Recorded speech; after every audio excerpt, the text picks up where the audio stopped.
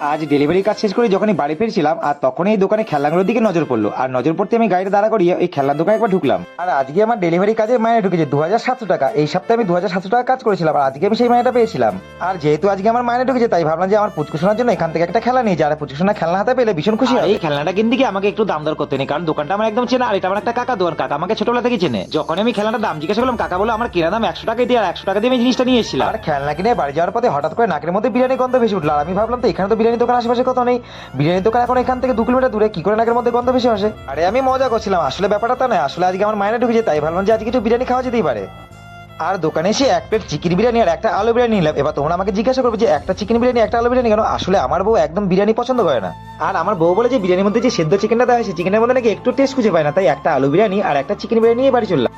আর যখনই বিরিয়ানি কিনে আমি বাইরে বেরোচ্ছি, আর তখনই ঝমঝম করে বৃষ্টি চলে এলো। যাক ভাগ্য ভালো, অন্যান্য দিন অফিসে রেনকোটটা ভুল করে ফেলে চলে আসি, আর আজকে আমি রেনকোটটা সঙ্গে করে নিয়ে এসেছি, তাই আজকে আমাকে ভিজতে হয়নি। আর রেনকোটটা মাথায় দিয়ে আমি বাড়ির উদ্দেশ্যে রওনা দিলাম।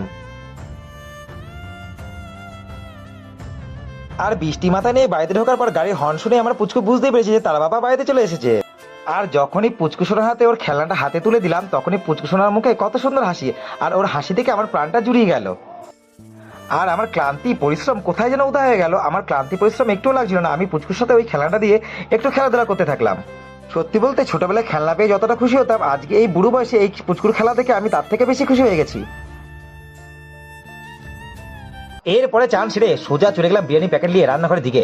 আমি আগেই বলেছি আমার বউ একদম বিরিয়ানি পছন্দ করে না। যখন আমি বিরিয়ানি কিনছিলাম তখন বারবার ফোন করে একটা কথাই বলেছিল যে 1 প্লেট বিরিয়ানি লাও, 2 প্লেট নিতে হবে না, তুমি বাড়িতে বিরিয়ানি নিয়ে এসো 1 প্লেট, আমার যদি ইচ্ছা হয় আমি 1 চামচ তোমার থেকে মুখে নেবো। তারপরেও আমি কেন 2 প্লেট বিরিয়ানি কিনলাম সেটাই তোমাদের বলবো এখন।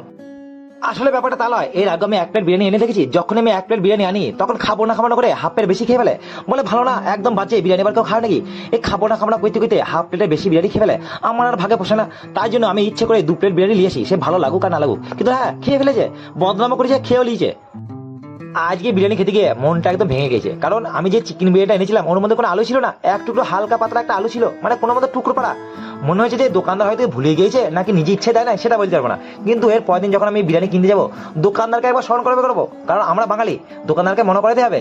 এবার যখনই আমি বিরিয়ানি কিনবো, আলুটা আগে দেখে দিতে হবে। দোকানদার আপনার আলুটা আমাকে আগে দেখতে দিন, আলু দেখবো তারপর নেবো, তার আগে নেবো না। কি বলবো, বলার ভাষা